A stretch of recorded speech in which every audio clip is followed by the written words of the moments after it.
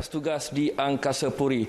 Dalam era pasca modernisme ini, seluruh lapisan masyarakat di Malaysia seharusnya mempunyai semangat dan nilai patriotisme yang tinggi. Ini kerana sekiranya ia dihayati dan diselami dengan baik, ianya akan melahirkan pembentukan generasi yang berhikmat dan berakhlak mulia. Namun, apakah ciri-ciri yang perlu ada dalam diri setiap rakyat untuk membentuk sasiah diri yang diperlukan sebagai anak merdeka yang berkualiti?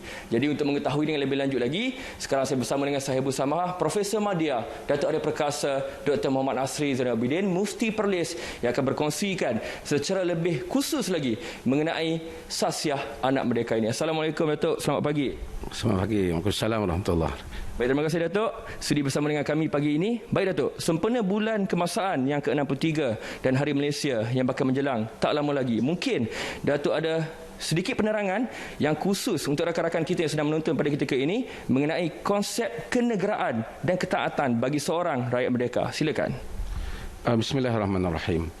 Perkara asas yang perlu kita dalami dalam diri kita ialah apakah makna kemerdekaan yang kita berikan di dalam kehidupan ini.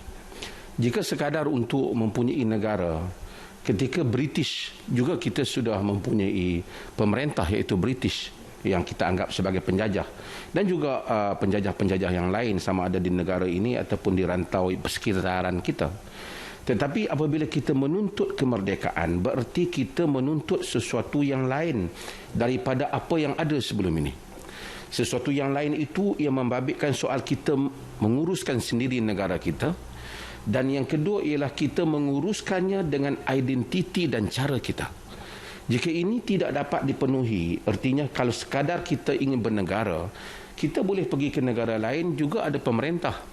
Tetapi apa bezanya yang dikatakan tanah air dibandingkan negara orang?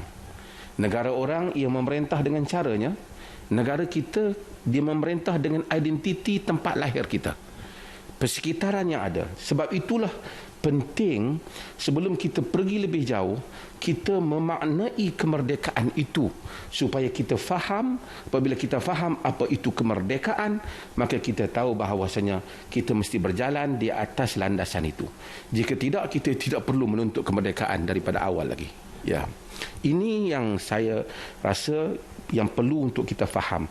Kemerdekaan bermaksud bukan saja mengurus negara sendiri, tetapi mengurus negara dengan cara dan identiti dan sifat kenegaraan yang kita pilih untuk negara kita.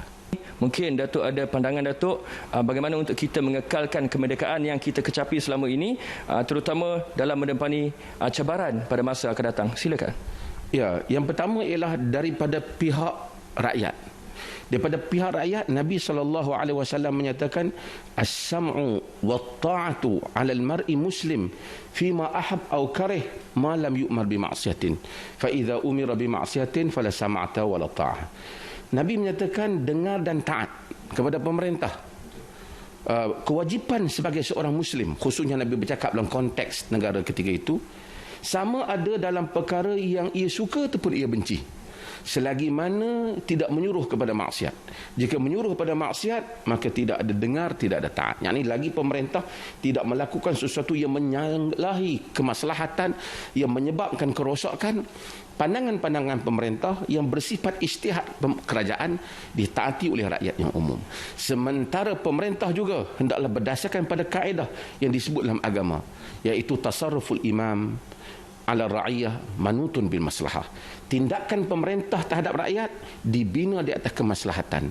Sebab itu jika kita berjaya membuang tindakan-tindakan peribadi atau keputusan-keputusan kumpulan dan individu yang memikirkan kepentingan kelompok, parti ataupun dirinya sahaja, kembali kepada kemaslahatan negara. Demikian juga pemerintah, apabila individu-individu pemerintah yang berada pada kursi pemerintahan membebaskan diri daripada kepentingan diri kepada kepentingan negara, maka kita akan menjadi sebuah negara yang merdeka dalam erti kata yang sebenar. Baik, terima kasih lagi sekali Sahibul Samahah Profesor Madya, Datuk Ahli Perkasa Dr. Muhammad Asri Zainal Abidin, Mufti Perlis, yang sudi berkongsikan bersama dengan kita pagi ini mengenai sasiah terbaik dalam menjadi seorang anak merdeka pada konteks masa kini. Dan terima kasih juga untuk anda yang terus mematuhi SOP-SOP yang telah pun ditetapkan oleh kerajaan untuk membendung penularan wabak COVID-19 ini. Semarakkan bulan kebangsaan dengan mengibarkan jalur gemilang. Kami di RTM, berkhidmat untuk anda. Kembali semula bersama dengan rakan tugas di Angkasa Puri. Silakan.